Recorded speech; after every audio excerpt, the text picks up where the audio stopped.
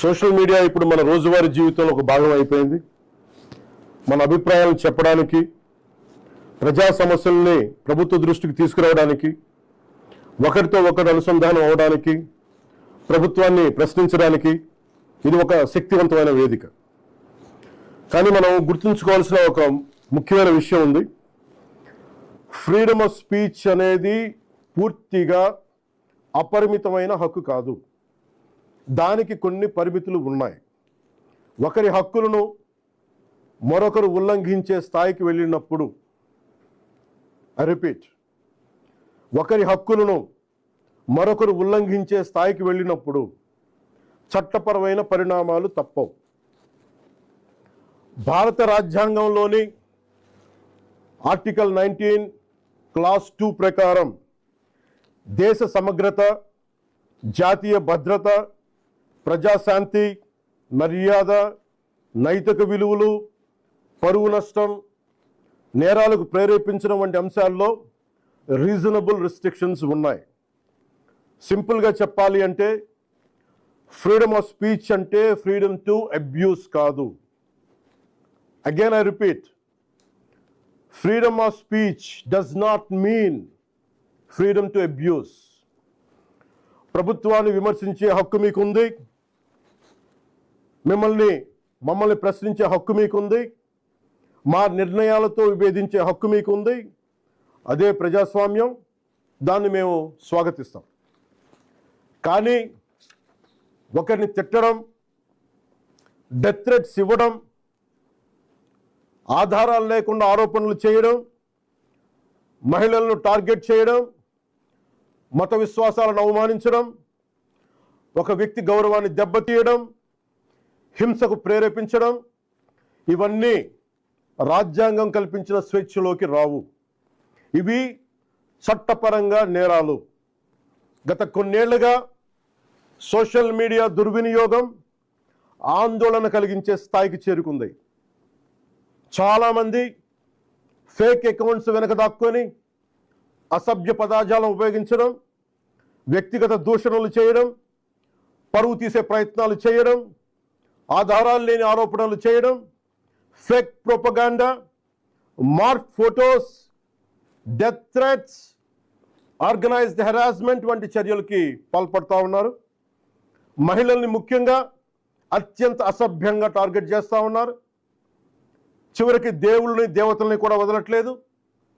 దేవుళ్ళని, దేవతలపై కూడా ఉద్దేశపూర్వకంగా అవమానకర వ్యాఖ్యలు చేస్తున్నారు. ఇవన్నీ కూడా ఫ్రీడమ్ ఆఫ్ ఎక్స్ప్రెషన్ కింద రావు.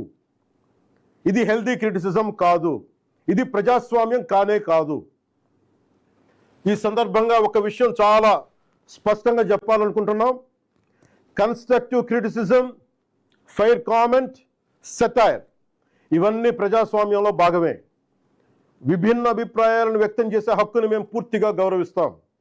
కానీ malicious fake campaigns, hate speech, criminal intimidation, cyber harassment, organised abuse, ఒకరి పరువును ఉద్దేశపూర్వకంగా దెబ్బతీయాలనే ప్రయత్నాలు, ఇవన్నీ ఫ్రీడమ్ ఆఫ్ స్పీచ్ పేరుతో సమర్థింపబడవు. ఇంకో విషయం చాలా స్పష్టంగా చెప్తున్నాం. నేరస్తులకి, నేరానికి కులం లేదు, మతం లేదు, రాజకీయ పార్టీ లేదు. ఐ రీఐటరేట్, నేరానికి, నేరస్తులకి కులం లేదు, మతం లేదు, రాజకీయ పార్టీలు లేవు. తప్పు చేసిన తర్వాత కులం, మతం, ప్రాంతం లేదా రాజకీయ వెనకాలు దాక్కోవాలని ఎవరు ప్రయత్నించకండి. చట్టం ముందు ప్రతి పౌరుడు సమానమే. నేరం చేసిన ప్రతి ఒక్కరిపై చట్ట ప్రకారం చర్యలు తీసుకోబడతాయి. సోషల్ మీడియా దుర్వినియోగం వల్ల ఇబ్బందులు ఎదుర్కొంటున్న ప్రతి ఒక్కరికి ఈ సందర్భంగా నేను ఒక మాట చెప్తా ఉన్నాను. మీరెవ్వరూ ఒంటరి వారు కాదు. మీకు ప్రభుత్వం అండగా ఉంటుంది. డిప్యూటీ చీఫ్ మినిస్టర్ ఆఫీస్లో సోషల్ మీడియా దుర్వినియోగానికి సంబంధించిన ఫిర్యాదులు స్వీకరించేందుకు ప్రత్యేక వ్యవస్థని ఏర్పాటు చేయబోతున్నాం. స్క్రీన్ షాట్స్, లింక్స్, వీడియోస్ లేదా ఇతర డిజిటల్ ఎవిడెన్స్తో ఫిర్యాదు చేయవచ్చు. ప్రతి జెన్యూన్ కంప్లైంట్ను పరిశీలించి సంబంధిత అధికారులకు పంపించి చట్టపరమైన చర్యలు తీసుకునేలా చేస్తాం.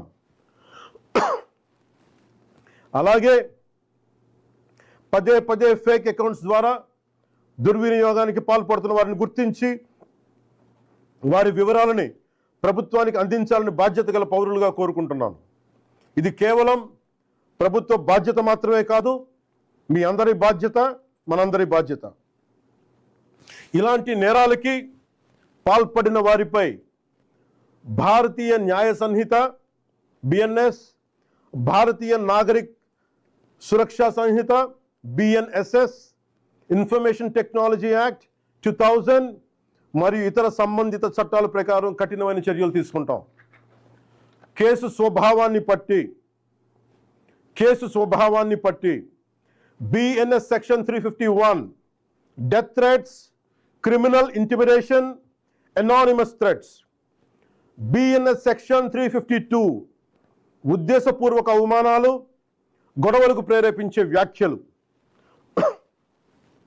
BNS సెక్షన్ 353 తప్పుడు సమాచారం, రూమర్స్, పబ్లిక్ మిస్చీఫ్కి దారితీసే పోస్టులు. BNS సెక్షన్ 356 డిఫమేషన్, వ్యక్తి పరువుకు భంగం కలిగించడం. BNS సెక్షన్ 79 మహిళల గౌరవాన్ని దెబ్బతీసే వ్యాఖ్యలు లేదా చర్యలు. BNS సెక్షన్ 299 మత విశ్వాసాలను, ఏ మతమైనా కానీ, BNS సెక్షన్ 299 మత విశ్వాసాలను ఉద్దేశపూర్వకంగా అవమానించడం. BNS సెక్షన్ 196 వర్గాల మధ్య విద్వేషాన్ని రెచ్చగొట్టే చర్యలు. Information technology act sections 66C and 66D fake accounts, identity theft, online impersonation.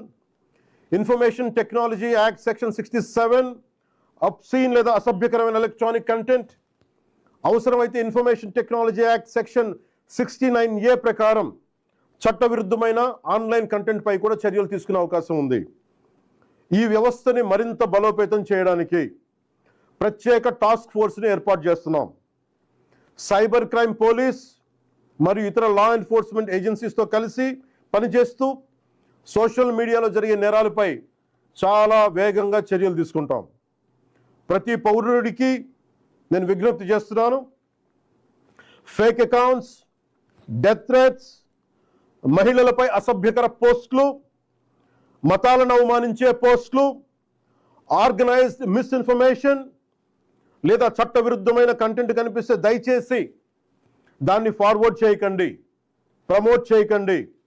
దానికి సంబంధించిన screen shot, URL, date, time వంటి ఆధారాలను భద్రపరిచి అధికారులకు ఇవ్వండి. మీ సహకారం వల్ల ఎన్నో నేరాలను అరికట్టవచ్చు. అవసరమైతే సోషల్ మీడియా దుర్వినియోగాన్ని అరికట్టేందుకు కొత్త లెజిస్లేషన్ తీసుకురావడానికి ఈ ప్రభుత్వం సిద్ధంగా ఉంది. అదే సమయంలో రాజ్యాంగం కల్పించిన ఫ్రీడమ్ ఆఫ్ స్పీచ్ని పూర్తిగా పరిరక్షిస్తాం. చివరిగా ఒకటే చెప్తున్నాం, మన మాటల్లో బాధ్యత ఉండాలి, మాట్లాడే భాషలో గౌరవంగా ఉండాలి, స్వేచ్ఛకు జవాబుదారీతనం ఉండాలి. సోషల్ మీడియా మనుషుల్ని కలిపే వేదిక అవ్వాలి, విడదీసే వేదిక కాకూడదు. మమ్మల్ని ప్రశ్నించండి, విమర్శించండి, మీ అభిప్రాయాన్ని చెప్పండి, కానీ గౌరవంతో చెప్పండి, బాధ్యతతో చెప్పండి, చట్టాన్ని గౌరవిస్తూ చెప్పండి. అప్పుడే మన ప్రజాస్వామ్యం మరింత బలపడుతుంది.